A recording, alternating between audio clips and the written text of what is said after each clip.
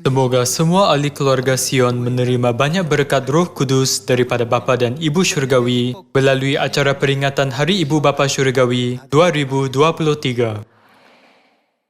Di Korea, bulan Mei dipanggil Bulan Keluarga.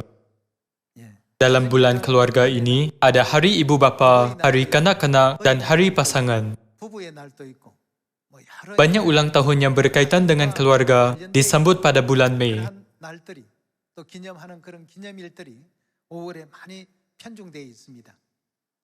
Antaranya, ada Hari Ibu Bapa Syurgawi. Itulah salah satu hari yang semua ahli keluarga Sion di seluruh dunia tidak boleh lupakan.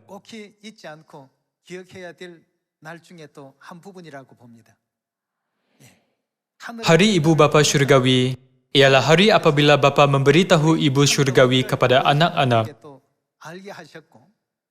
Bapa menyedarkan kita bahawa kita bukan hanya ada Tuhan Bapa, tetapi juga ada Tuhan Ibu.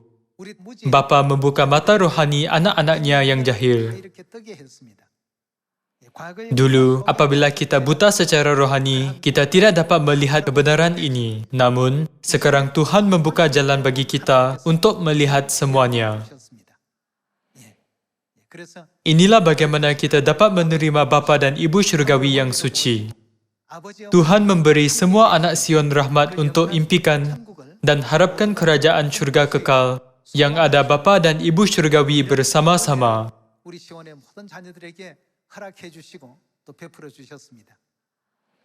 Pada bulan Mei, yaitu bulan keluarga, apabila kita memikirkan hubungan antara ibu bapa dengan anak-anak, dapatkah anak-anak wujud tanpa ibu bapa? Pastilah tidak. Sebab itulah Kristus datang ke bumi ini pada 2000 tahun dahulu dan mengajar bahawa kita ada Bapa di syurga. Dalam Alkitab yang ditulis oleh orang yang didorong oleh Roh Kudus, juga tertulis, tetapi Yerusalem surgawi adalah perempuan yang merdeka dan ialah ibu kita.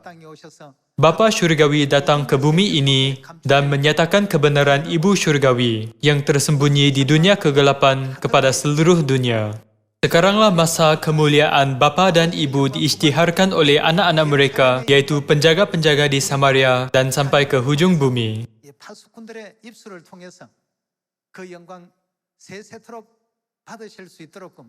Bapa juga menyedarkan bahawa kita harus jadi anak-anak lelaki dan perempuan yang menyatakan kemuliaan Yerusalem siang dan malam.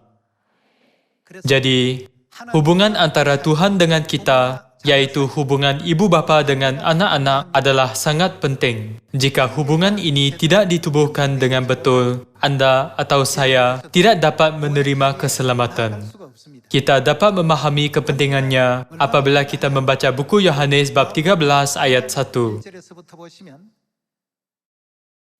Baik sebelum upacara perjamuan kudus Paskah bermula, Yesus suruh murid-murid mengambil bagian dalam upacara basuh kaki. Apabila kita memikirkan upacara basuh kaki, menurut adat pada masa itu, hamba sajalah yang membasuh kaki Tuan atau tetamu yang melawat rumah Tuan.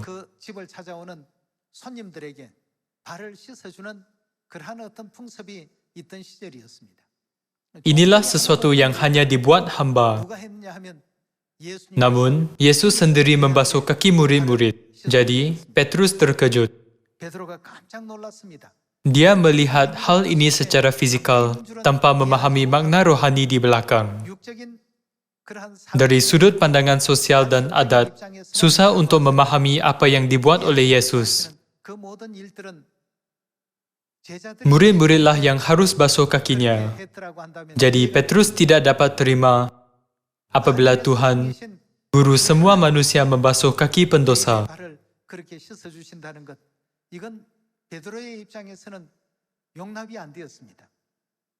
Jadi dia berkata, Tuhan, kau tidak akan membasuh kakiku selama-lamanya.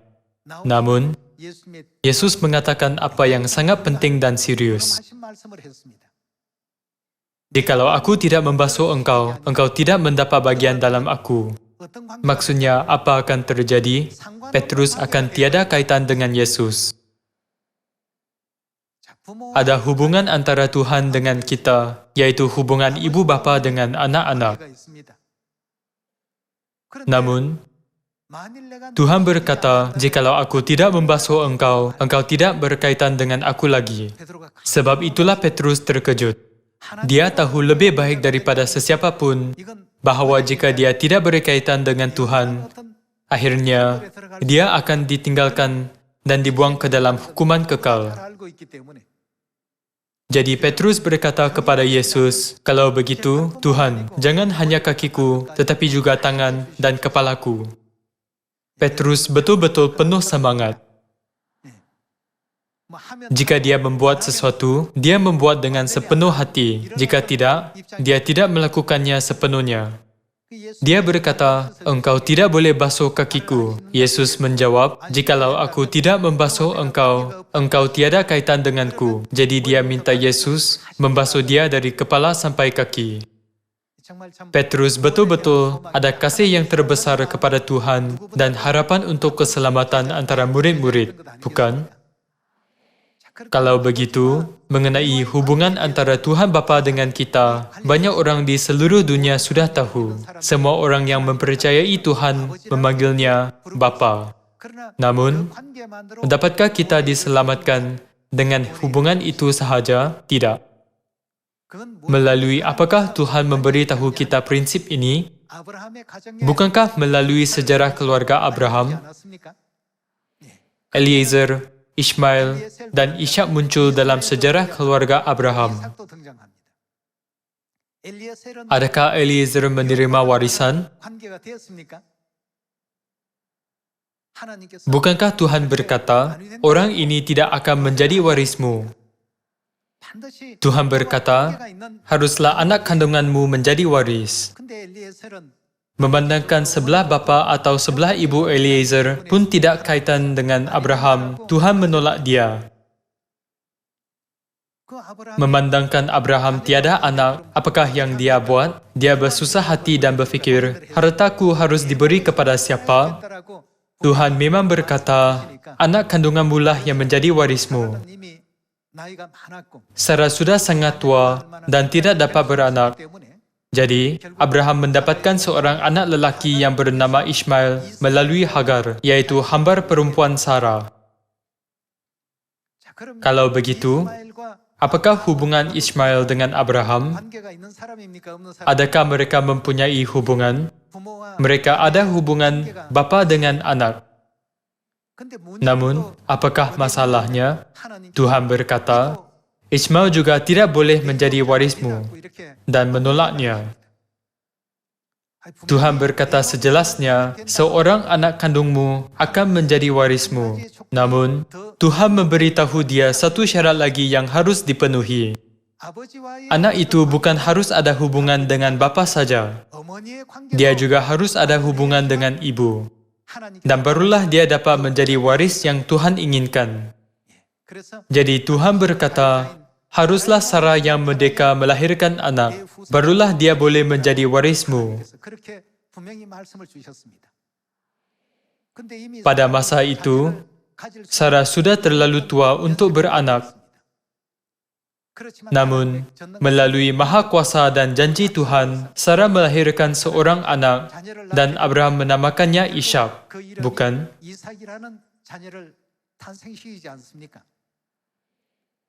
Akhirnya, Ishak dipilih sebagai orang yang menerima semua pusaka Abraham. Melihat sejarah ini, apakah yang dikatakan Galatia 4 tentang hubungan kita dengan Tuhan? Apakah jenis hubungan kita dengan Tuhan Bapa dan Tuhan Ibu?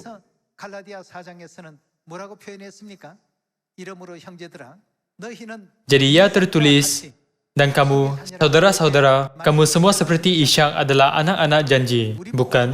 Tuhan memeteraikan kita semua sebagai anak-anak janji.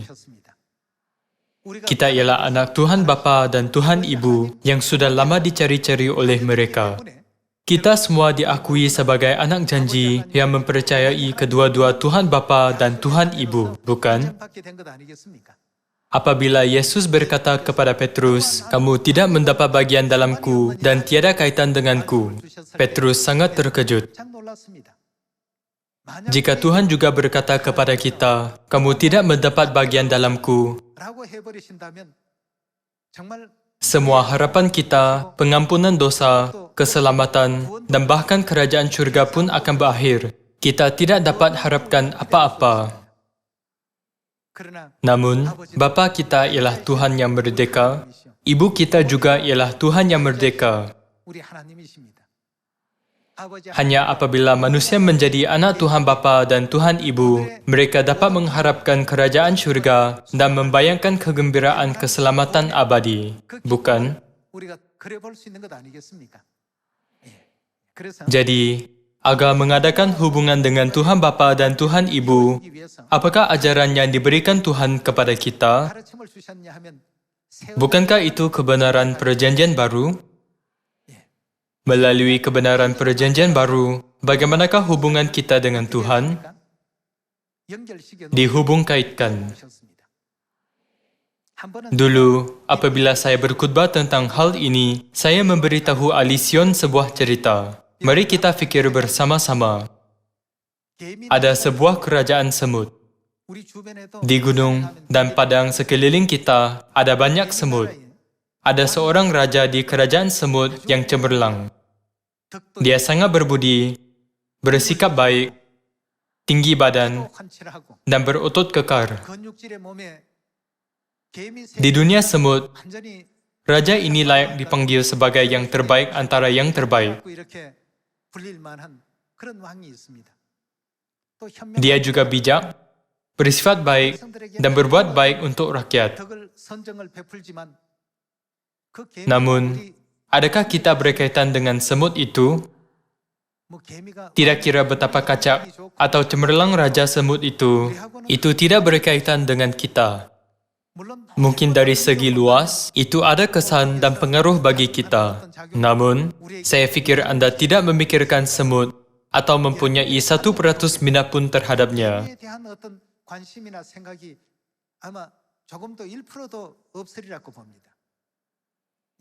Walaupun ada perang di dunia semut, itu juga tidak berkaitan dengan kita.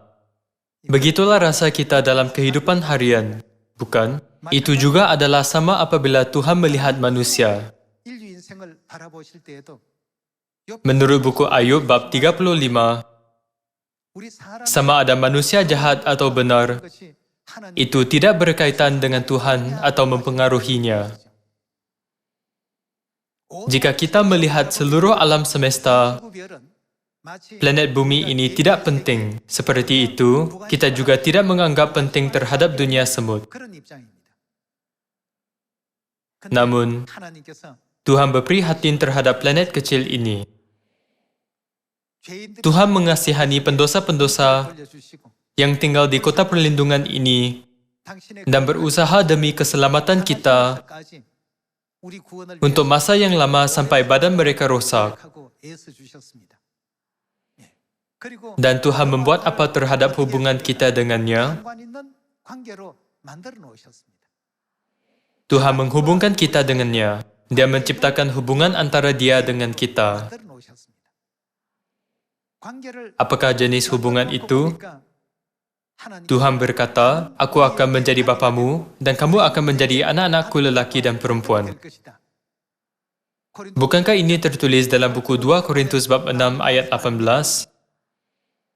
Selepas ada hubungan ini, semua yang tidak dapat kita harapkan dulu, pengampunan dosa, keselamatan, kehidupan kekal, dan kerajaan syurga menjadi kenyataan. Namun, ada seorang yang penting dalam semua ini. Marilah kita ingat kembali sejarah keluarga Abraham. Kerana tiada waris, apabila Abraham cuba memberi pusakanya kepada Eliezer, Tuhan melarangnya dan berkata, orang ini tidak akan menjadi warismu. Eliezer bukan orang yang jahat atau malas. Dia adalah sangat setia. Bukankah dia pekerja yang sangat setia di keluarga Abraham? Namun, apakah kehendak Tuhan? Eliezer tidak ada hubungan dengan bapa atau ibu itu. Hari ini, jika kita melihat sejarah keluarga Abraham dengan teliti, kita dapat faham mengapa kita harus datang kepada Tuhan Elohim, yaitu Tuhan Bapa dan Tuhan Ibu. Mengapakah Eliezer tidak boleh menjadi waris? Dia tidak ada hubungan dengan bapa atau ibu itu, bahkan 1% pun. Ismail pula ada 50% hubungan. Dia ada hubungan dengan bapa itu, tetapi bagaimana dengan ibu? Ibunya hamba dan tidak merdeka, bukan? Namun, ibu bapa Ishak adalah merdeka sepenuhnya. Hari ini, fikirkanlah hakikat bahawa kita semua mempercayai Tuhan Bapa dan Tuhan Ibu. Saya percaya bahawa inilah sesuatu yang paling dicemburui di seluruh dunia. Mengapa? Apakah masa depan yang akan diberi kepada orang yang ada hubungan dengan Tuhan Bapa dan Tuhan Ibu? Masa depan mereka ialah syurga yang kekal, bukan? Kehidupan kekal, berkat dan sukacita, bukan? Bukankah kedudukan masa depan mereka sebagai imamat diraja di syurga sudah terjamin? Semua masa depan ini dijanjikan kerana kita ada hubungan dengan Tuhan. Orang yang tiada hubungan adalah sama seperti kita menganggap semut dan apa sahaja yang dibuat oleh semut di dunia semut. Namun, Tuhan mengadakan hubungan dengan kita. Dia berkata, "Aku akan menjadi bapamu dan kamu akan menjadi anak-anakku, lelaki dan perempuan." Bukan hanya ada bapa dan anak lelaki dan anak perempuan. Siapakah yang memberi kehidupan kepada anak-anak lelaki dan perempuan? Demikianlah, ada bapa dan ibu di dunia Tuhan dan kerajaan Tuhan. Kerajaan syurga abadi yang akan kita pergi ialah dunia yang Tuhan Bapa dan Tuhan Ibu tinggal bersama-sama. Bukan? Melalui Bapa dan Ibu syurgawi, kita sudah menerima kehidupan kekal, keselamatan, serta pengampunan dosa. Selain itu, kita sudah mempelajari kasih daripada Tuhan. Tuhan membenarkan kita peluang untuk mempelajari sebetulnya berkat dan perbuatan baik, bukan?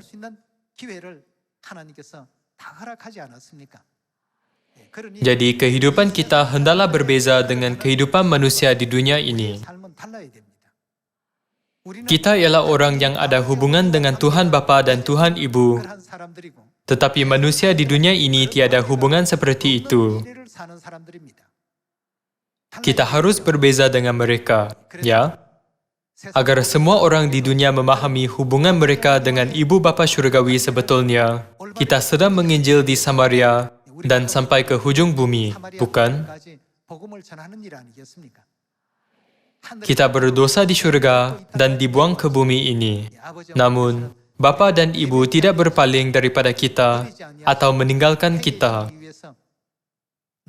Mereka datang ke bumi ini dengan pakai baju badan yang rendah untuk bimbing kita bertaubat, tidak menjalani kehidupan yang dihormati dan dimuliakan. Mereka melakukan semua kerja berat yang tidak mahu dibuat orang. Sampai menjumpai anak-anak, sampai anak-anak menyedari dan mengenal mereka sebetulnya, mereka telah menunggu dan bertahan untuk masa yang begitu lama. Kalau begitu, memandangkan kita ada hubungan dengan Tuhan, janganlah kita hidup seperti orang di dunia ini. Kita harus menyerupai Bapa dan Ibu dalam kata-kata, perbuatan, sikap, dan fikiran, bukan? Mari kita lihat buku Roma.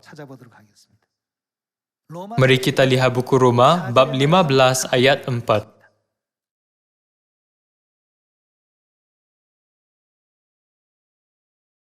Sebab segala sesuatu yang ditulis dahulu telah ditulis untuk bagaimana? Menjadi pelajaran bagi kita.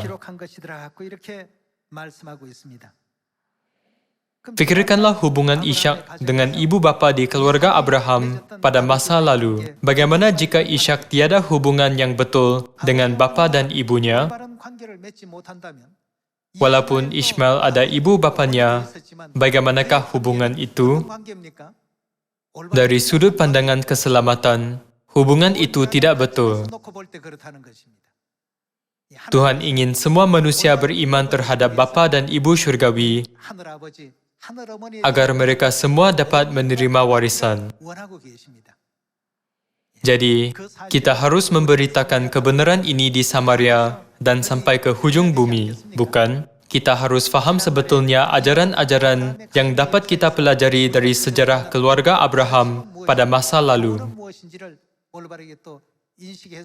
Janganlah kita anggap Hari Ibu Bapa Syurgawi 2023 yang disambut pada hari ini sebagai hari biasa. Janganlah fikir hari ini hanyalah satu acara untuk Ibu Bapa Syurgawi.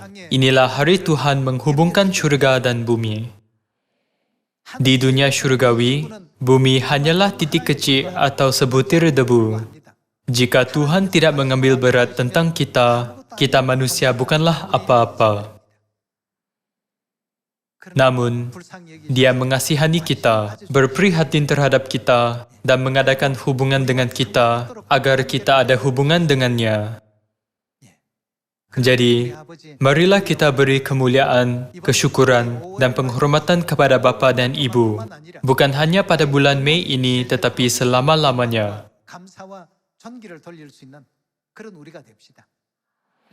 Bapa Syurgawi yang di syurga, Ibu Syurgawi yang membimbing anak-anak di bumi ini. Bapa dan Ibu, terima kasih. Kami sayang Engkau.